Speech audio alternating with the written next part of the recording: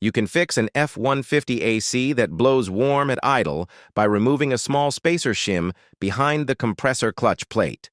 First, you need to verify the clutch gap is the actual problem using a simple 2-minute test. When the gap gets too wide, the electromagnet cannot pull the clutch plate in at lower engine RPMs. This is a very common issue on the F-150. The clutch plate wears down over time through normal use. This increases the physical distance between the clutch and the pulley. When you are driving on the highway, higher RPMs provide enough voltage to engage the clutch. At idle, the power simply isn't enough to pull the plate across that widened gap.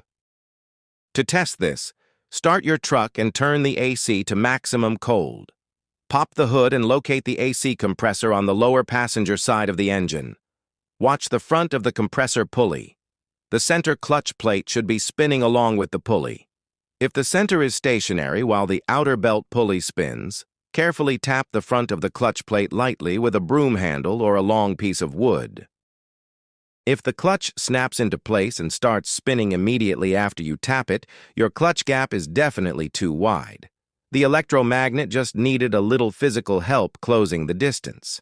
The fix is incredibly straightforward and costs nothing. You do not need to replace the entire compressor or evacuate the refrigerant. You just need to remove the single center bolt holding the clutch plate on. Pull the plate off and remove one of the small spacer shims located inside the shaft. Reinstall the plate and the bolt. This brings the clutch closer to the magnet, and your AC will stay ice cold at a red light.